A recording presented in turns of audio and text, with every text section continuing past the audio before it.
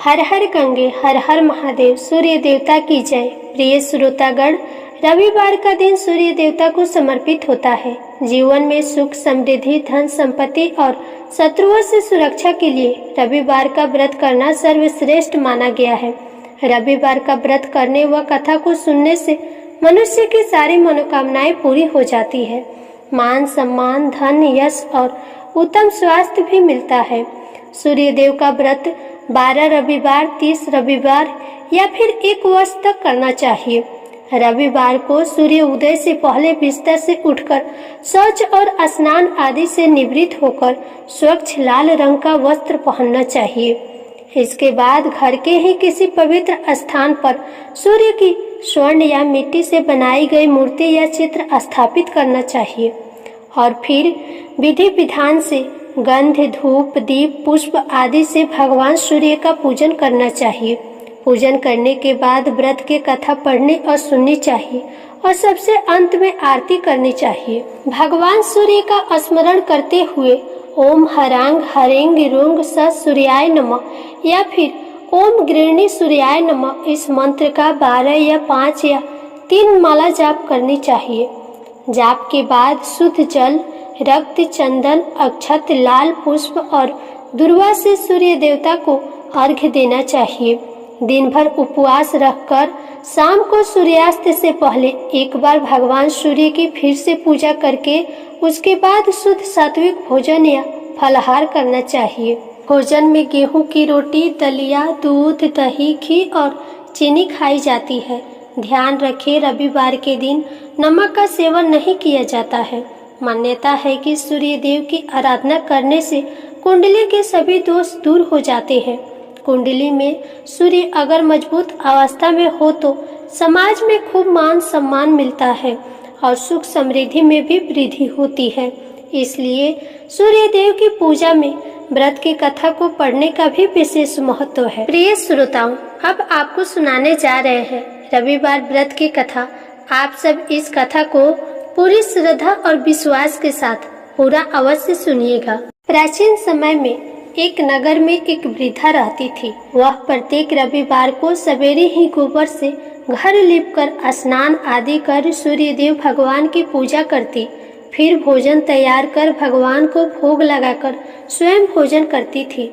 श्री हरि की कृपा से उसका घर सभी प्रकार के सुख और धन्य धान्य से पूर्ण था। किसी प्रकार का विघ्न या दुख नहीं था। सब प्रकार से घर आनंद रहता था। उसकी एक पड़ोसन जिसकी गौ का गोबर वह बुढ़िया रोज लाया करती थी, वह उस बुढ़िया की संपन्नता से जलने लगी। वह विचार करने लगी कि यह वृद्धा सर्वदा मेरी गौ का गोबर ले जाती है।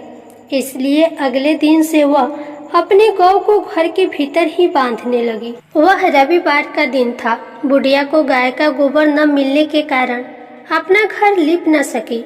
उस दिन उसने न तो भोजन बनाया और न ही भगवान सूर्य देव को भोग लगाया और न स्वयं भोजन ग्रहण किया। इस प्रकार उसने निराहार व्रत किया। रात्रि हो गई, वह भूखी ही सो गई। रात्रि में भगवान सूर्य देव ने उसे स्वप्न में दर्शन दिए और भोजन न बनाने तथा भोग न लगाने का कारण पूछा। वृद्धा ने कहा, उसे गोबर नहीं मिला, इस कारण वह आपका भोग न लगा सकी। तब भगवान ने कहा, हे माता, हम तुमको ऐसी गौ देते हैं जो सभी इच्छाएं पूर्ण करती है, क्योंकि तुम हमेशा रविवार को पूरा घर गौ के गोबर से लीपकर भोजन बनाकर मेरा भोग लगाकर ही स्वयं भोजन करती हो। इससे मैं बहुत प्रसन्न हूँ। मैं निर्धन को धन और बांझ स्त्रियों को पुत्र देकर उनके दुखों को दूर करता हूँ तथा अंत समय में मोक्ष देता हूँ। स्वप्न में ऐसा वरदान देकर भगवान अंतर ध्यान हो गए। प्रातः जब वृद्धा की आंखें खुली तो उसने देखा कि आंगन में एक अति सुंदर गौ और बछड़ा बंधे हुए हैं। गौ और बछड़ी को देखकर वह वृद्धा अत्यंत प्रसन्न हुई और उनको घर के बाहर बांध दिया। वहीं उनके खाने के लिए चारा भी डाल दिया। जब उसके पड़ोसन ने बुढ़िया के घर के बाहर एक अति सुंदर गाय और बछड़ी को बांधा देखा तो ईर्ष्या के कारण उसका हृदय जल उठा।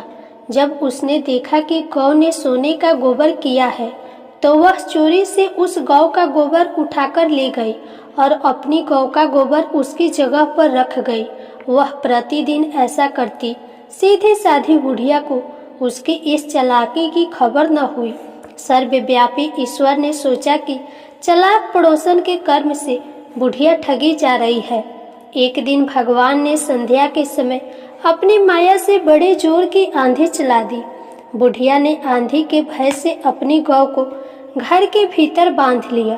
प्रातः काल उठकर जब वृद्धा ने देखा कि गौ ने सोने का गोबर दिया है तो उसके आश्चर्य की सीमा न रही।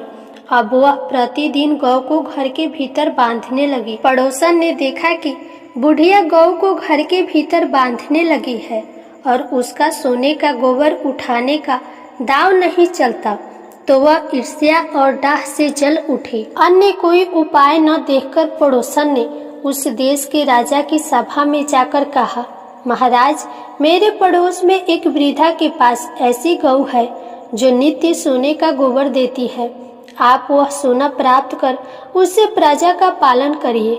वह वृद्धा इतने सोने का क्या करेगी। उसकी बात सुनकर राजा ने अपने दूतों को वृद्धा के घर से गौ लाने को आदेश दिया। वृद्धा प्रातः भगवान को भोग लगाकर भोजन ग्रहण करने जा रही थी कि राजा के कर्मचारी गाय खोलकर ले गए। वृद्धा बहुत रोई चिल्लाई, किंतु राजा के कर्मचारियों के सामने कोई क्या कहता। उस दिन वृद्धा गौ के वियोग में भोजन न कर सकी और रात भर रो रो कर सूर्य देव से गौ को पुनः पाने के लिए प्रार्थना करती रही। राजा गौ को देख बहुत प्रसन्न हुआ, लेकिन अगले दिन सुबह जैसे ही वह उठा, सारा महल गोबर से भरा दिखाई देने लगा। राजा यह देखकर घबरा गया। भगवान सूर्य देव ने रात्रि में राजा को स्वप्न में कहा, हे राजा, गाय वृद्धा को लौटाने में ही तेरा भला है। उसके रविवार के व्रत से प्रसन्न होकर मैंने यह गौ उसे दी थी। प्रातः होते ही राजा ने उस वृद्धा को महल में बुलाकर बहुत से धन के साथ सम्मान सहित गाय बछड़ा उसे लौटा दिया और अपनी ऐसे करने के लिए उसे क्षमा भी मांगी। इसके बाद राजा ने उसके पड़ोसन को बुलाकर दंडित किया। इतना करने के बाद राजा के महल से गंदगी दूर हुई। उसी दिन से राजा ने नगर वासियों को आदेश दिया कि राज्य की समृद्धि तथा अपनी समस्त मनोकामनाओं की पूर्ति के लिए रविवार का व्रत करें। व्रत करने से नगर के लोग सुखी जीवन व्यतीत करने लगे। अब कोई बीमारी तथा प्रकृति का प्रकोप उस नगर पर नहीं होता था। सारी प्रजा सुखी से रहने लगी। प्रिय श्रोताओं, यह तो थी रविवार व्रत की सूर्य देवता की कथा। अब एक और कहानी सुनिए। एक समय की बात है, सूर्य भगवान की रानी के मायके से खबर आई, किंतु रानी सा को मायके जाने का मन नहीं था। सूर्य नारायण भगवान रानी को ये कहकर जबरदस्ती मायके भेजने लगे कि जाओ, मैं आपके लिए वहाँ अच्छी अच्छी वस्तुएं भेजूंगा। रानी सा अपने पीहर के लिए चली गई। कुछ दिनों के बाद सूर्य भगवान रानी सा के लिए चौपड़, पासा, पचीटा, आटी, डोरा आदि कुछ वस्तुएं भेजते हैं। रानी सा की भाभियां मजाक करने के इरादे से चौपड़, पासे, खिलौने आदि सारे सामान निकाल देती है और उनकी जगह पर कंकड़, पत्थर और कांटे भरकर रख देती है और सारे डिब्बे वापस बंद कर देती है। रानी सा ने देखने के लिए हाथ डिब्बे में डाले तो उनके हाथ में कांटे चुभ गए। फिर तो उनकी भाभियां हंसने लगी। यह देखकर रानी सा को सूर्य नारायण पर गुस्सा आ गया। कुछ दिनों के बाद जब सूर्य नारायण रानी सा को लेने पधारे तो रानी सा तो सूर्य भगवान से बात भी नहीं कर रही। रानी सा जब अपने ससुराल पहुंची तो वहां पर भी उन्होंने किसी से बात नहीं किया। सूर्य नारायण ने अपनी माता जी से पूछा कि माता जी, रानी सा आपसे बात करती है क्या? तब उनकी माता कहने लगी, नहीं बेटा, रानी सा जब से मायके से वापस आई है उसके बाद से बात ही नहीं कर रही है।